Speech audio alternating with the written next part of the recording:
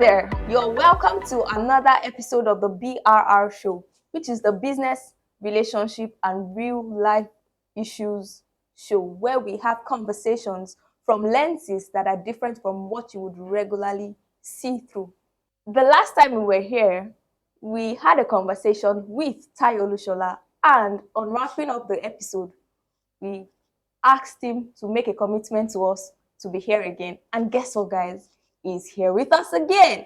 And so, no need to introduce him. We have Olushola here with us. It's such a delight to have you here with us again. Thank you. Thank you. So excited. Social media was off the... People were just, who is he? Who is he? And so making that commitment was actually very, very, very needed for us to have these conversations.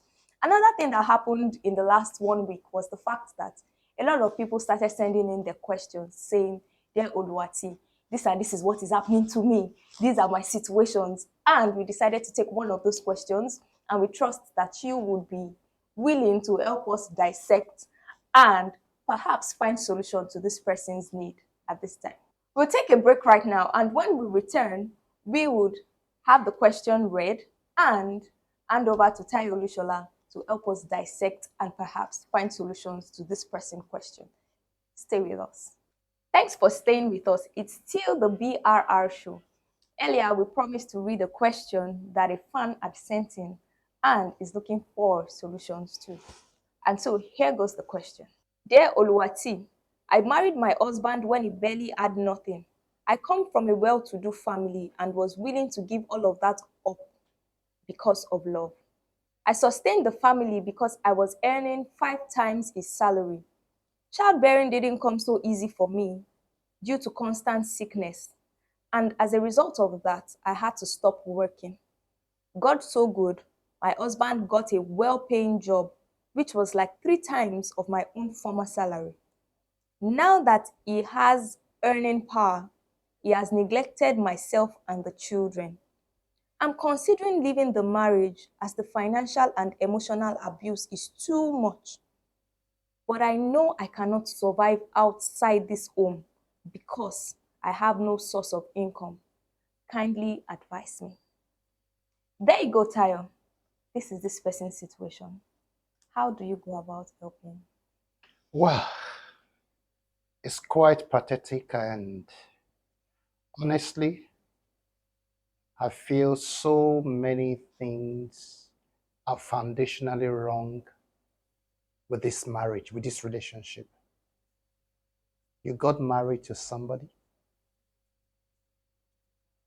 You said you were the one funding the home. I'm sure there was not a point in time they sat down to look at what the finances of the home will look like.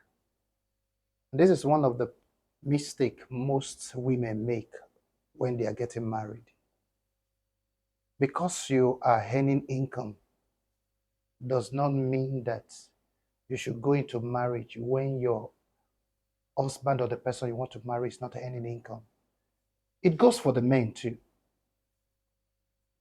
My own philosophy is that if you are not both earning income, please don't go into marriage. It sounds somehow, Very somehow. If you are not both earning income, don't go into marriage. I've not, mind you, I've not said if you don't have a job. Because some people think if you don't have a job, you may not have a job and you may be earning income.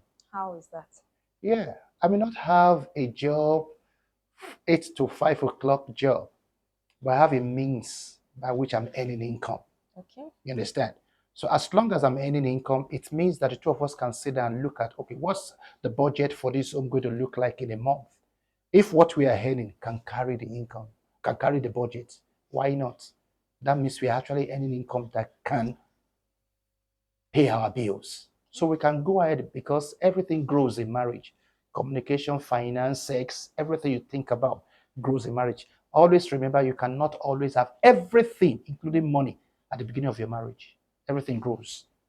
So be ready to allow things to grow. But in the case of this woman, she was the one that was handling everything.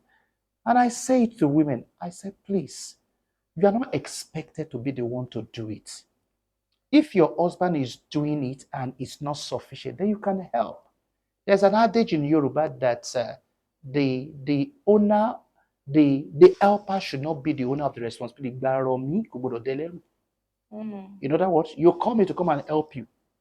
Don't make it now my role. Responsibility. Don't make it now my responsibility. And I always tell people, I say, see, when you decide to do that as a woman at the early stage of your marriage, and you want to stop it at the middle of the marriage, it can be very difficult sometimes. Sometimes you become an accomplice of the behavior of your husband. You created what you are seeing in him. So, but in this case, this woman was the one that was carrying the load along the line because of childbearing and sickness. Since he couldn't walk, she couldn't walk again. And luckily, the man now got a good job. And the man now abdicated his responsibility, refused to take care of her and the children. I guess something fundamentally is wrong. I may not know it. I don't know this couple. I've not listened to the husband. So I cannot say categorically. But on the face of what you have read out, I'll be able to say some things that may be helpful for her. So if she's listening, I would like her to listen very well. The first thing you need to understand is for you to seek help from your support system. Why? Because if you say you want to leave this marriage, the question I ask women is that, will that stop you from paying the house rent that you have been paying? Will that stop you from paying the children's school fees that you have been paying? Will that stop you from buying food that you have been responsible for? So I think staying in that house, if there is no physical abuse, there's no threat to your life, you can actually seek support from your support system. They can be helpful for, to you in helping you to gain your stand, probably to get another job or probably to be able to meet your need pending the time you'll be whole to go back to work. Another thing you could do is to actually find a way to walk your husband to see a therapist. Because sometimes you need to understand why, now that he has a good job, why is he not providing for the family? It's strange. He's aware that you provided for the family when you had it.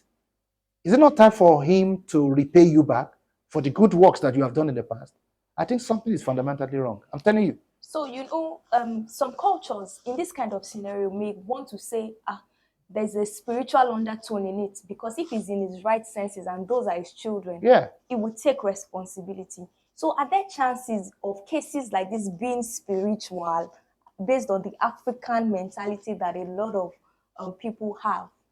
Really, people don't take it to that level first. The first thing they want to ask is there any other woman outside there that is spending his money on? People don't think about spiritual in this side.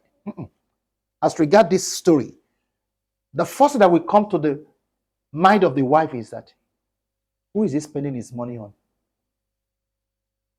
Why would he not spend money on me, knowing fully well that I've been helpful in the past? Okay. Or was there any quarrel underneath? Were they fighting? Is there anything the woman have done? Because honestly, this kind of question cannot be answered without actually listening to the woman. There may be other information that it would be good for us to have from her, to be able to know what exactly. Was there anything that happened while she was the one spending the money? Did she spite the man? To the point whereby the man is waiting that when I get my own money. We need to be able to look back, because for me as a consultant, I'm not a quick fixer. Some people say they are coach. They get you to get result. They help you to get result. For me, I want to know what actually happened in the past. How did you get to where you are? So that when I'm able to help you to resolve issue, we can guarantee that you won't get back to where you used to be. So for me, I want to hear more. But for what has happened, the woman needs a support system. If she's not ready to move out now, she needs a support system, because she needs to be catered for. She needs her children to be catered for. She needs the house rent to be paid. And secondly, she needs to find a way to drag her husband to where someone can mediate between the two of them.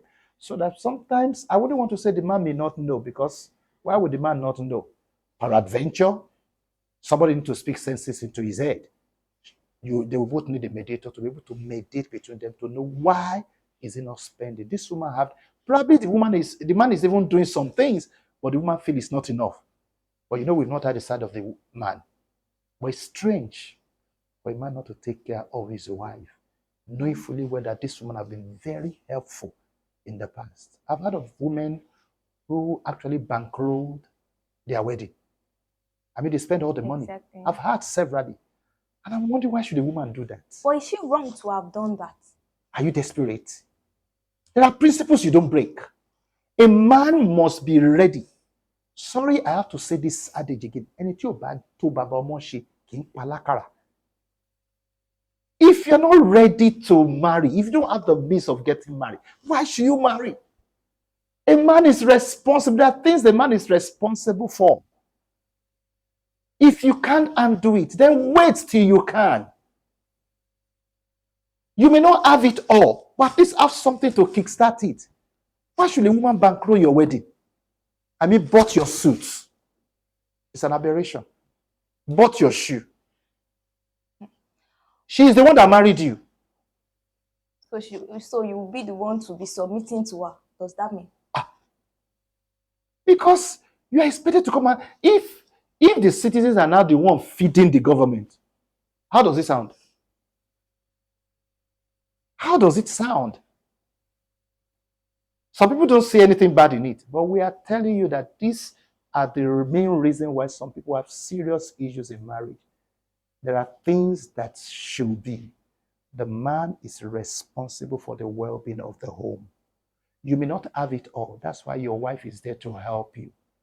But your wife is not meant to carry the burden of the home. They are not wired to do that. They are not designed to do that. From experience, when a woman does that, over time, they become so cranky because they know they are not supposed to be carrying that load. But when a man is doing that, he even boasts about it. It boosts his ego. I am performing. Because that is what is expected of him. So I really pity this woman, and I would really love to sit down with her. If she's listening to me, maybe at the end of this program, you can send my number to the screen. I'll be willing to sit down with her to hear more. Then probably put a call through the husband, and we can sit them down, make the husband to realize that you can't be. Another thing we should ask that is he really caring for the children? Because there are some people that we call good fathers, but they are not good husbands. So like I said, I'll be willing to sit down with her to listen more. The question looks somehow, and we may not be able to give more than this. Okay, so after the break, we would talk more holistically about finances in the home. Exactly. So that we're able to now perhaps guide more people that are in this kind of scenario. How to really lay a good foundation before they even get in. It's very important. Yes. And so we'll take a quick break right now. When we return, we'll continue the conversation. Stay with us.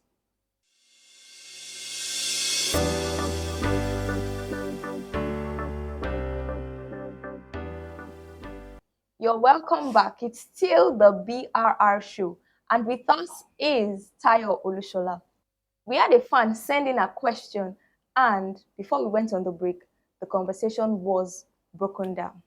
And so back to you, Tayo. When we talk about finances in the home, what are some of the things that we should consider when going into marriage? Okay, like I was saying before we went for the break, I think couples who want, or people who want to go into a relationship, one of the blocks that I point their attention to before they finally tie the knot is family finance. And some of the questions that I ask them is that, how much are you earning? And how much does it cost you to run your life monthly as an individual? If you're able to tell me that, then I ask you, by the time you come together as husband and wife, how much will it cost the two of you to run your home monthly?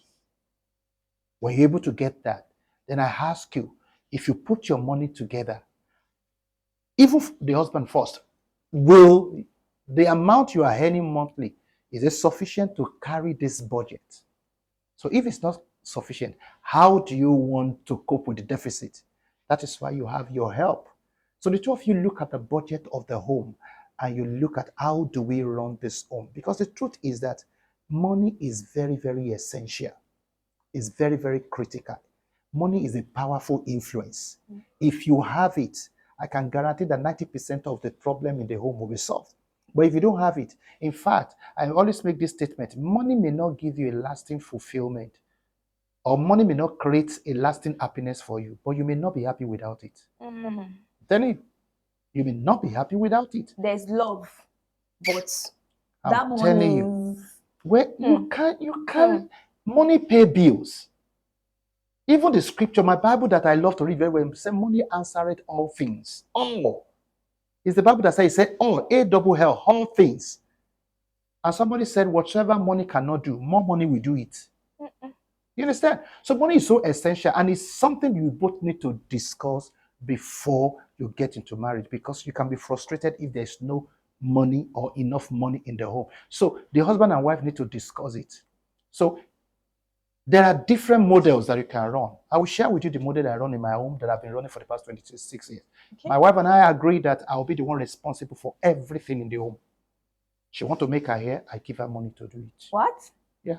Okay. She wants to buy clothes. Yesterday, I still paid for a slippers that she bought with her money. I said, you bought this with your money? How much is it? 9,500. I transferred 10,000 to her. I said, I don't want you to spend your money. Let me be responsible. We cannot both be spending on the same front. We can both get broke the same time. The Bible says, if one fall, the other one will lift up. So if we both fall at the same time, who will lift me up? Who will lift you up? So I said, let me be responsible for spending the money. Let your own money be a reserve. You can't, there's no nation without a reserve. This is like breaking the table. Yeah. Because, you know, a lot of people will say, my money is my money. Your money is our money, especially for women. That's a lie they sow into our head. I'm telling you, all the money in the home belongs to the two of us. We are one. See, let me let you know, under the covenant rule or dynamics of marriage, what belongs to you belongs to me. What belongs to me belongs to you. Oluwati, your husband does not have a boxer of his own any longer. You can wear his boxer. Preach. My wife does not have a pant of her own. I can wear a pant. Don't preach. What do you mean? And I've done it severally, like I used to tell people. I've done it severally. You won't know that I put on a pant. You won't know now. Exactly. I wear my trousers on it. And she won't stop me. Huh? See, my shirt is the shirt. I can put on anything that belongs to her. I can use a toothbrush to brush my teeth. Oh, somebody's... I tell people, early morning saliva is the sweetest. Forget it. All this irritation in marriage. If you're not ready for it, don't go into marriage. So what I'm saying is that, see, there's nothing that belongs to you, it belongs to us. Absolutely. So your money is our money. My money is our money. So we need to have that mentality, but you need to know what you want to run on. Like I said, I fund everything. But ask me, in 26 years, have I been responsible for everything? Absolutely not. Okay. She's been stepping in most of the time. But it helps us. I remember when we were building our first house, it got to a point they were asking me for money for POP, and I was being cranky because I was tired of spending. And she heard my voice, said, what is the problem? Said, they're asking this amount for POP. Said, how much is the POP? I told her, I said, go and withdraw from this account now. I said, eh. And I went to withdraw from it. That is the account that belongs to her, that she's managing. So, what if we have been spending from up front? We both get broke under that. That's another one. Some people have this model that, okay, this percentage of your money, this percentage of my money, let's put it in a project account. We call it project account. Okay. If that works for you, go ahead. But you must be deliberate about family finance. You must run your family on a budget. Don't help people's hustle. If it's not in your budget for that month, don't spend that money. This is the time where I'm tempted to say off your mic, because we've lived in an environment that says once it looks like you're making it in life, you have to support somebody else. So when you're speaking about family finance, and then there's family also outside that's not that are not part of your nuclear family, yes, that seemingly need help, but we want to help. How do we balance that, knowing fully well that you have to save, but there are people that are suffering and need your help and are family members? That's why I said also, before you get into marriage, You must take all this list. Who are your husband responsible for? Is he the one paying the house rent of his parents? Do you have siblings that you are the one paying their school fees? Collect all these things. These are part of your budget. Be open to your spouse. How do we fund this thing? Because you know what? If anything happened to your husband, you'll be out of it. If anything happened to your wife, you'll be out of it. So you both need to know who you are responsible for. What are your expenses going to look like when you both get married, and prepare for it? But you know, when somebody bring clothes to you that you don't need, must you buy? They say, ah, bro, help my hustle. Don't help anybody's hustle. Don't do impulse purchase. If you don't need anything, don't buy it. If you really want to help somebody, if it's not in your budget for this month, push it to the next month and tell the person, if you come next month, probably we can put it in our budget. I suffered a lot when I got married, though, because my self-esteem was tied to acceptability from people. Oh, wow. I don't know how to say no to people. Exactly. My friend will ask for money. I will go and borrow money and give to them. I will be the one paying the debt. Until my wife taught me how to say no in a polite way. Now I can say no in a polite way to you. I don't spend. I say I will take chop money of the home and give to friends. Wow. It's that bad. So what I'm saying is that look at all the people you are responsible for and be open about your finances. That's one of the first principles. Be open. Okay. So that you don't begin to ask your husband the money he has not earned. You don't begin to demand from your wife the money she has not earned. So the two of you know what you are earning and be transparent. We call it financial fidelity. Be transparent. If you're going to give your parent money, let your wife know. There's nothing bad in it. But if you don't, see, I say it this way. Help your extended family, but don't break the bank because of them. Okay. Help them to the tune that your family finance can carry. Don't impress anybody. Sorry, I'm going to say this our Yoruba proverb again. Ti di ba baje, to need the ninda. If you are gas, it is you and your husband that will bear it. So better don't pretend and don't impress anybody. Spend the little you can spend. Family finance needs to be planned. I'm telling you. It's a very sensitive area, but must be planned. When you plan it very well, you won't have to suffer on it. It's very important. Wow. Thank you so much for breaking that into bits and pieces. I believe that our viewers are able to understand the importance of family finance and how critical it is in sustaining the love in the home. Oluwati, permit me to interrupt you. Okay. I tell couples when they want to get married, I ask them, how many income streams do you have? Most of them tell me one.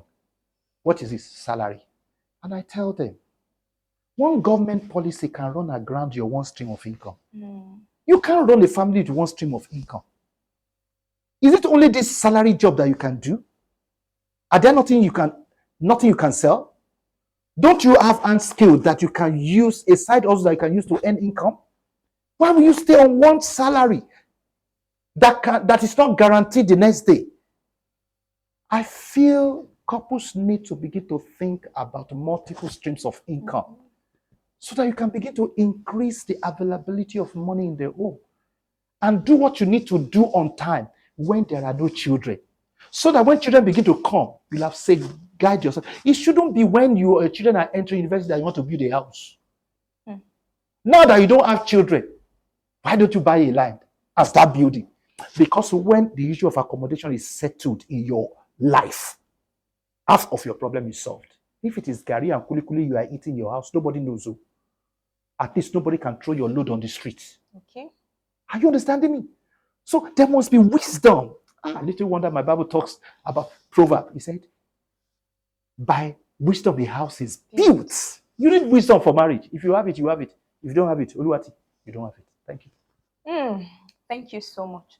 I really, really enjoy how it is that many people would be set free merely by listening to your conversation. Thank you. But then again, you spoke about child raising and doing some things before the children come. But there are some people that have found themselves in situations that immediately they get married, they get pregnant. Yeah.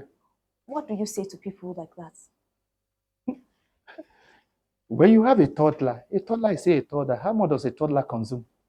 Not in this day and age. Wait now. How much does a toddler consume? Okay.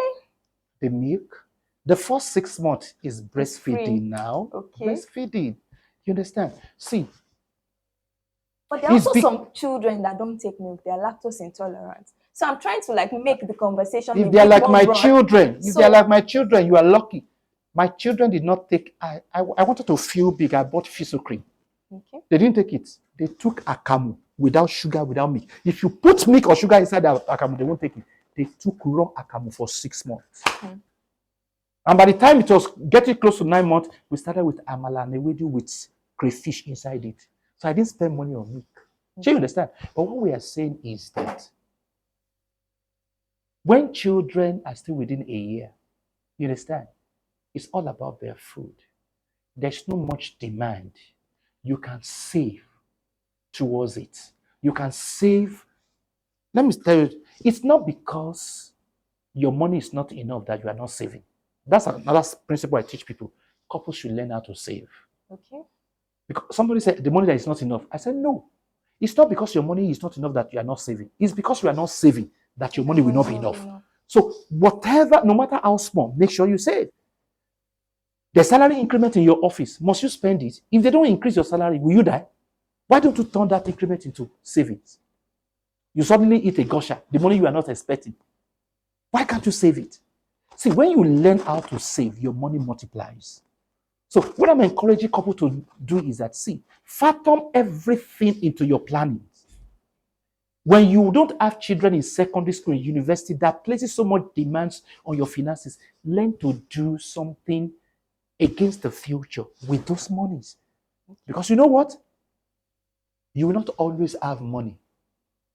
There will be times that you don't have money. And there will be times of plenty, and there will be time of scarcity. So how do you plan for the period of scarcity? It's about doing something tangible with the times of plenty so that you can have something to fall back. Family finances is something that requires deep thought, deep thinking. Okay. You must be thinking at time. You must be thinking every time. How do we ensure that we always have money around us? I'm talking about money. You can have asset, you can have it, but you must have money because it is money that you are going to use in paying bills. And when you can see, if you are owing, it will incapacitate you. You won't be able to think straight. But when you don't have a debt to pay, you think freely. I'll talk more about that later. Okay, so in conclusion, I want to find out for the lady who's a question. Yeah. Would you advise that she should leave that marriage, even though she's been financially and emotionally abused? Well, you talk about financially abused, economically, that's economical abuse, yeah. than an emotional abuse. If she feels that her life is not threatened, can hold me on that and said, some people's life can be threatened by emotional abuse because that's mental health issue. I agree, but that can still be handled. If I work with such a person, she can gain her power back emotionally. You understand? I can help her in that. What I would tell you is simply tell yourself you are in charge of your inner life. No matter what people do to you, those are not the things that hurts you. What hurts you is how you feel about what people do to you. What hurts you is what matters is how you feel About what people do to you. It's not what they do to you that hurts you. It is how you feel. And if you can change your thinking about what they did, you'll find that your feeling will change. Awesome. So be able to guard your inner life because out of it flows the issues that governs life. Secondly, the economic or financial abuse that I talked about, I have told you, look for support system. Okay. I tell people, even if you don't have challenges in your home, are there people that you have around you that if you suddenly need 50,000, there are people you can ask and they won't ask you to go and bring your head on your neck. If you don't have such people, you're in trouble. That means you don't have support system. And I'm saying to this woman who has been vibrant, buoyant in the past, there are people she has helped. Okay. She can get support system. She can find a way back to work and start building her wealth back. You know, she has learned a lesson that the man is not somebody that can be depended on. Okay. So this time around, she needs to learn. I mean, what did she do with the money in the first instance? She spent everything on the man. What really happened? Family needs. Family needs. There's so many things to unpack from this conversation, but we would never be Honestly, be time sufficient. it's unfortunate for the woman. Oh, I don't so pray for any woman to be in that situation. We That you have- spent all that you had on a man, and when the man finally had the money, refused to spend it on you. I think that's wickedness. Okay, so that's all we can take today on the show. We would, I feel like you have a lot to Honestly, pour out. I just feel like there are so many This scenario things. is actually making me feel cold.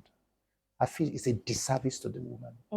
So for you, young woman listening or watching this right now, we empathize with you. We understand the way that you feel, and we trust that based on the solutions that we've discussed here today, you're able to find your feet and get up to get started again in life. And on that note, we've come to the end of this episode of the BRR Thank you. Show. We look forward to you joining us again on another episode. Please like, comment, subscribe, and do well to follow us on all social media platforms. The links will be on the screen. Thank you so much and see you on the next one. Thank Bye you. for now.